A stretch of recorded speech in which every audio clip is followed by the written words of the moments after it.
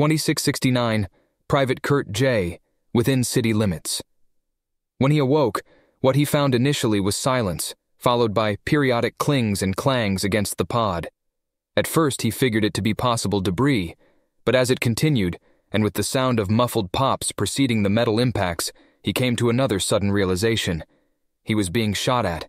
He shook his head to alleviate a sudden ache in his head, and by ensuring his helmet was in working order, examined his surroundings from the pod's numerous forward viewports. He couldn't see immediate if his fire team was anywhere near him, only a lone soldier who continued to fire into his pod with the others growing closer.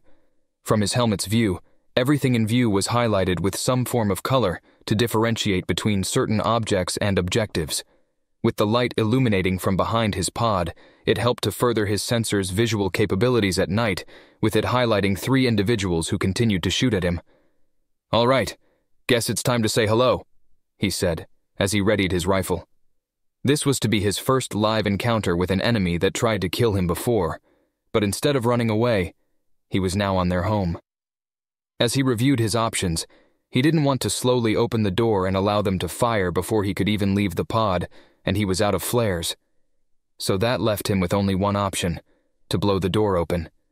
There were 4 primers built into the doors that glowed in a dim yellow light around the frame of the pod's hatch, 2 on the top corners, and 2 on the central sides.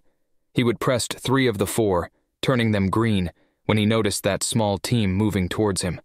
They face his pod directly, leaving him with a nefarious thought, as subtle as it was, so he waited until they were close. 2 out of the 3 stayed behind, nudging their third to open his pod, as he was close and determined him to be less than 10 feet away.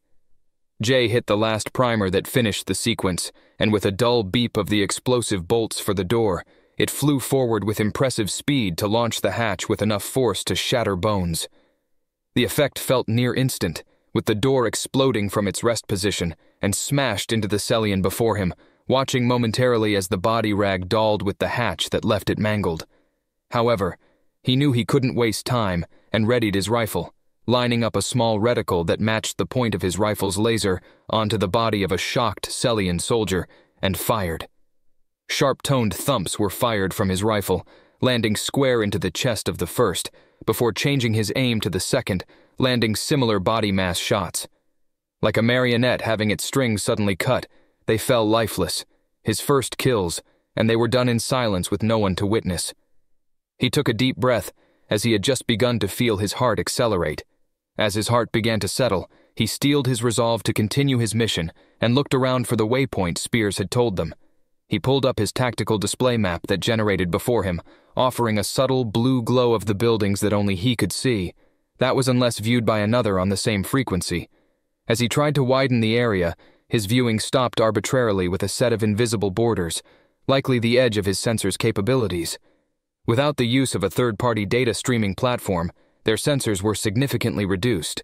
However, as he looked around, he noticed a set of 3 icons in a formation labeled with call signs of his fire team. The distance was little more than 3/4 of a mile, and he began moving to the landing zone they were ordered to capture. Just before leaving his pod, he took any extra supplies it offered, placing them within a rugged backpack that sat high on his back with the use of straps and magnets. He looked around before departing, noticing the dancing lights in orbit as colossal ships delivered vital blows to one another. In his immediate overhead, countless fighters danced with one another in lethal engagement, delivering missiles and gunfire into their desperate foes as they tried to escape their predatory adversaries, the Terrans. And among the sounds that reverberated throughout the night, a wealth of familiar gunfire were heard to his north and west. His brothers and sisters were locked in combat, and so he decided to move, first, to his fire team. Finding it risky to venture out into the open, he stuck close to the back alleys of the buildings for cover and concealment. He did so by breaking a window, here and there, or forcing open a door that was in his path. But he did so as silently as possible. He knew it would be suicidal to try to tackle larger groups, but was given the order to raise as much noise as possible. However, he found it would be just as worthwhile to minimize as many of the enemy force as possible, so he decided to keep his element of surprise. As he continued through darkened alleys, his mini-map would blink momentarily with enemy movement, and as he counted their dots, determined if they were worth the risk. With the patrol ending with 4 individuals, he decided to take that chance.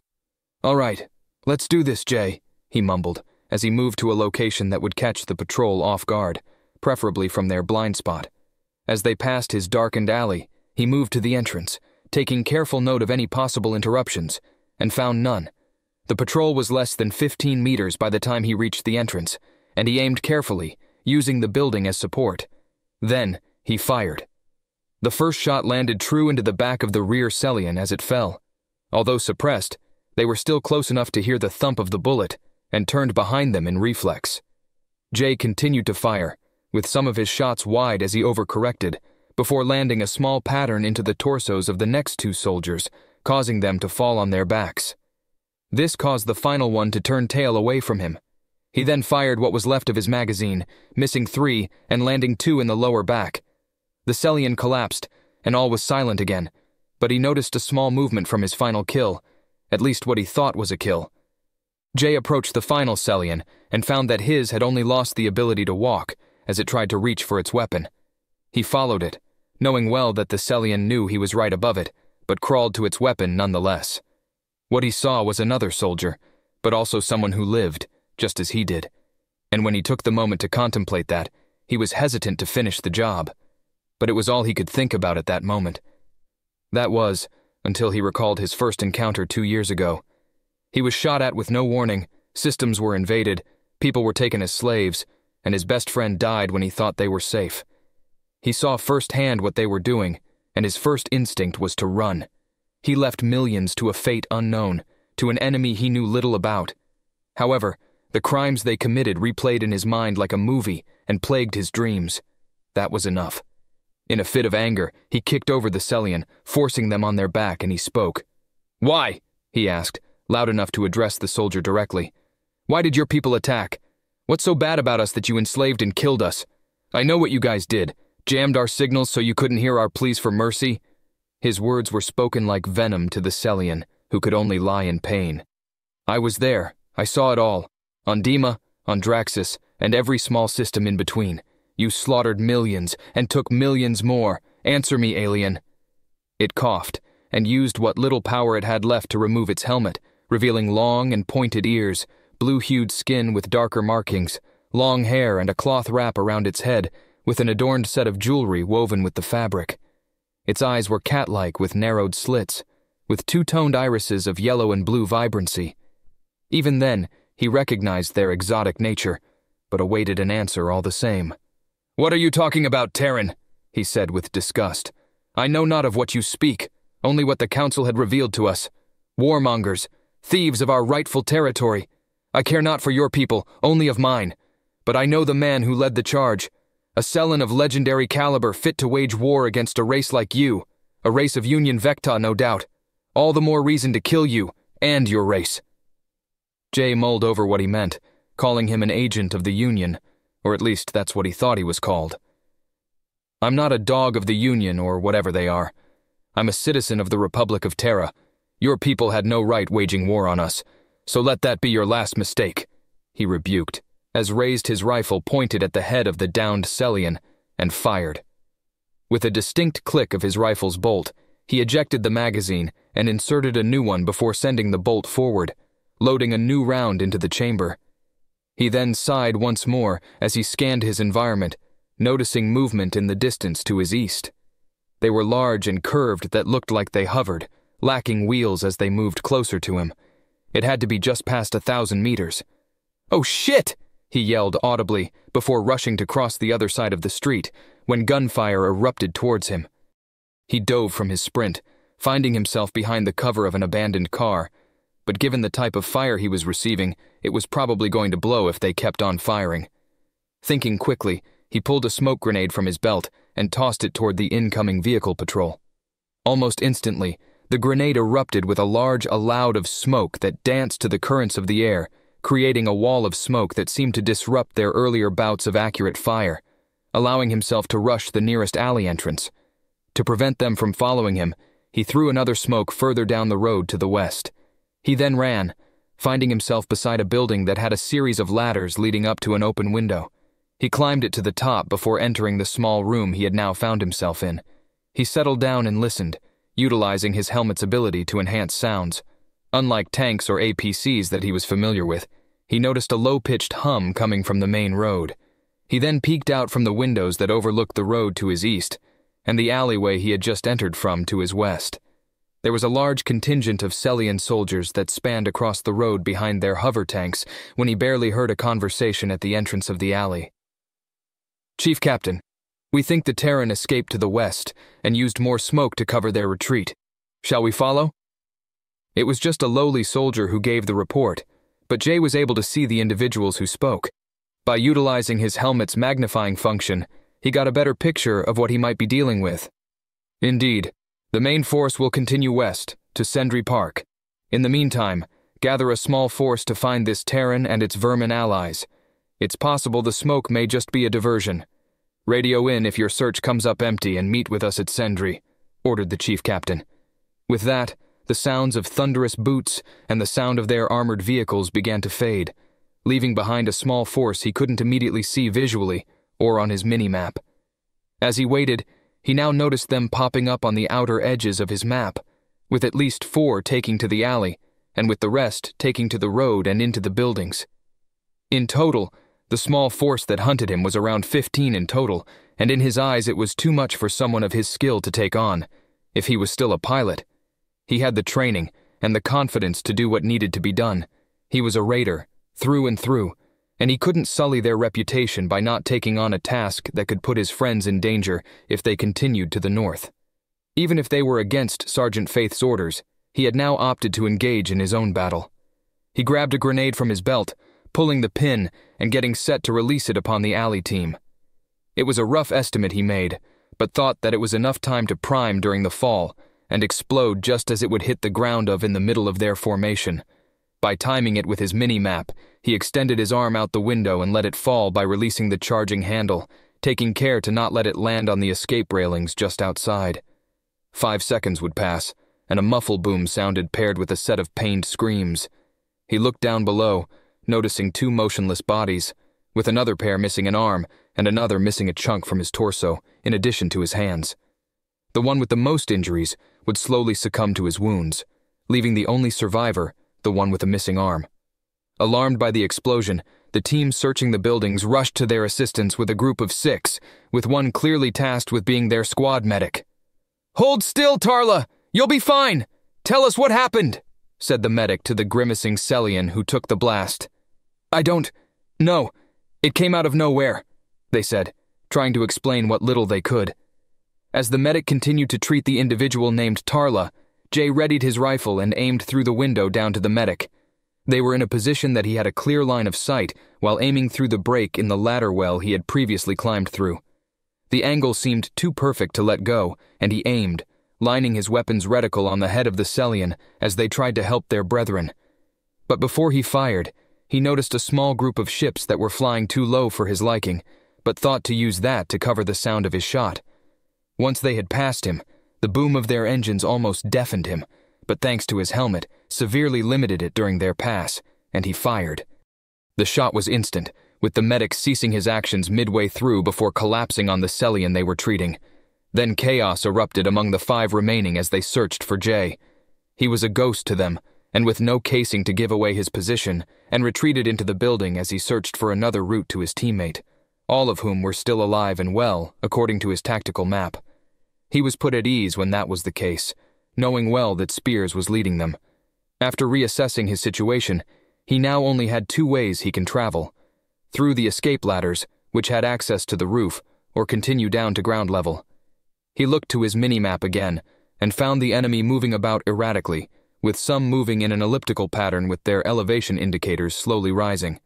At least 5 of them were moving up the main stairwell of the building, searching through the rooms. He noticed their reaction was quick, which gave him little room to sit and assess. Currently, the squad before him were numbered to 10, with 5 scouring the outside and the other 5 searching his building. They were beginning to progress quickly.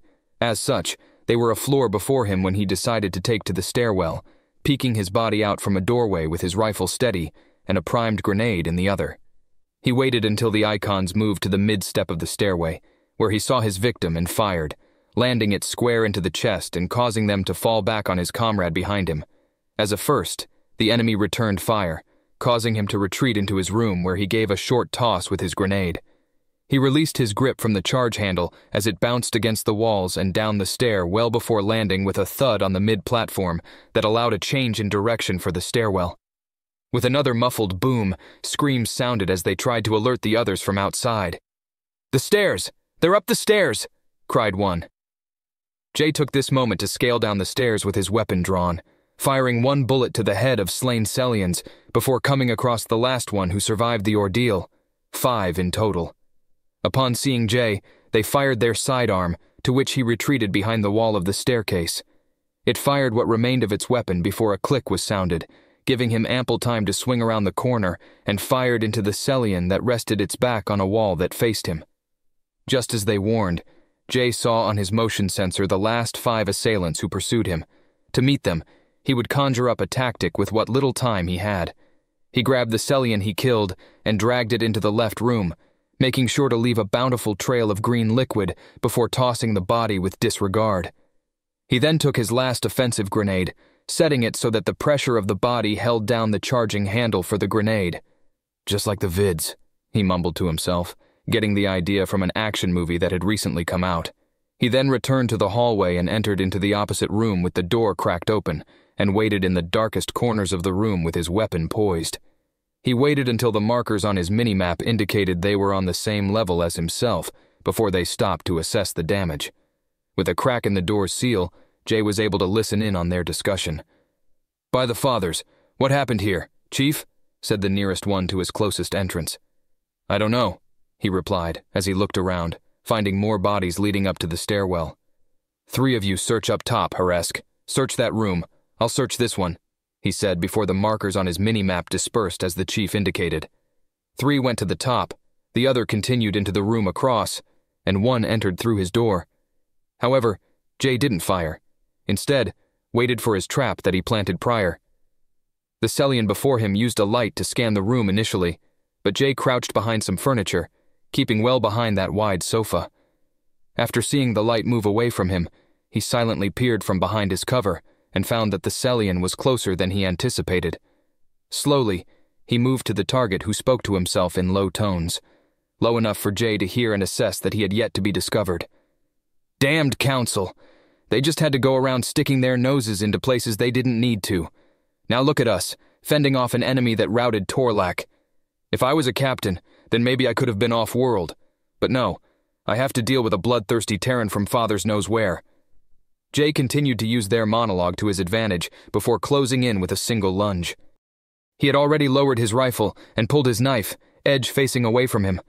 By using a technique taught to all raiders, he used his left hand to grab the chin of the Sellian and lifted it up while simultaneously driving the knife tip into the mid-portion of the throat. To finish the job, he pushed the knife away, tearing through their throat. It was messy, but it was designed to stop enemy forces from being able to call reinforcements by cutting their larynx and windpipe together.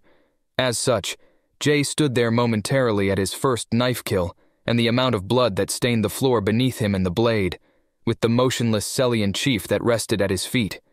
Then, with a call from the soldier in the next room, he addressed the slain chief, unknowing of their fate.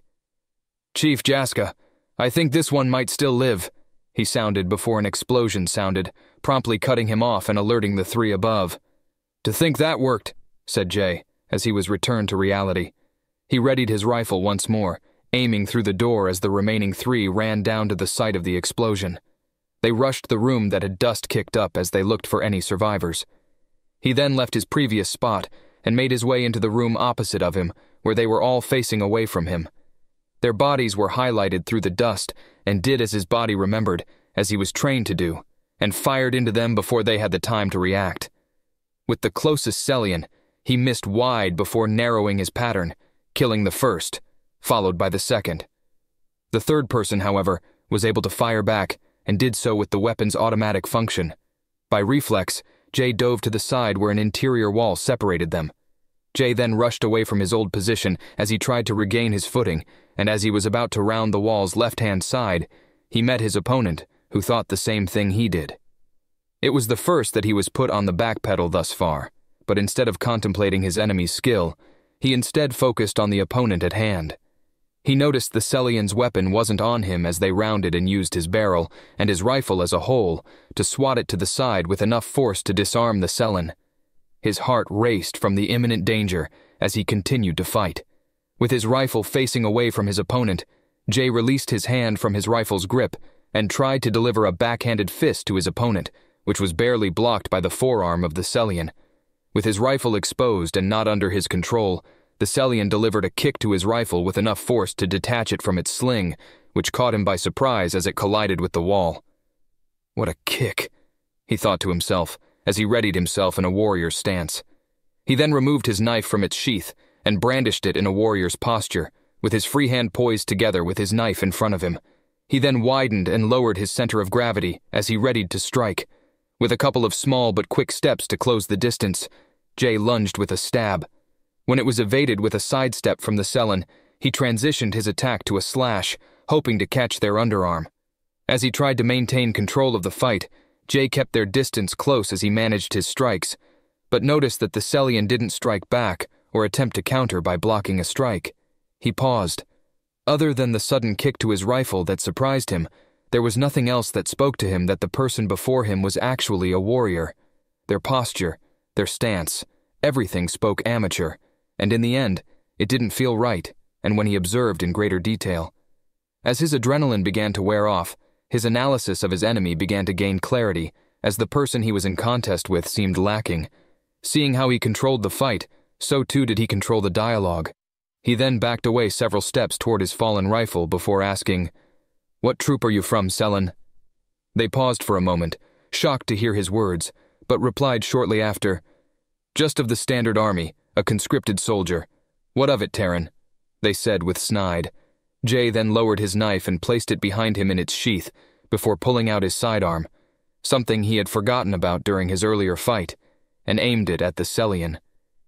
He didn't know what he felt, but he largely felt disappointed. Part of him wanted a challenge, but only found disappointment in the end. Who he fought were nothing but conscripts, trained at a minimum en masse. In short, they were cannon fodder, and he felt no pride in trying to engage in an enemy that wasn't properly trained. "So what now? You going to shoot me? Come then, Aktari!" they screamed as they stood defenseless against a wall. As he looked around the room, he noticed that strewn about were clothes, toys, and jewelry. Even different sizings of shoes that indicated a family lived here, and within it, the bodies of soldiers laid about, with the only sole survivor having their back placed against a wall. "You know," Jay began sorrowfully, "if it was just a couple of years ago, I don't think I would have been able to pull the trigger like this," he said, as he leveled his sidearm in line with the Celian. "But times change, I guess," said Jay as he fired 3 shots into their chest and watched as they collapsed against the wall, as the blood from the exit wound stained the wall behind them. He then holstered his sidearm and found his rifle with its broken sling. He branded his rifle and left the building, taking caution to watch for any unwanted opposition. Luckily, that wasn't the case, and his route remained quiet until he got closer to his fire team's last known position. Gunfire seemed constant, and when he checked his map for a brief moment, noticed there were more than just his fire team engaged in combat. They were situated on the 2nd floor of a building to their north, and when he looked at his map, he was delivered enemy pings that sat across from them in the buildings to their south and east. That left Jay in the perfect position to conduct a pincer maneuver with the enemy. He checked his ammo, having spent roughly half in his previous engagements, before moving towards his comrades locked in a firefight.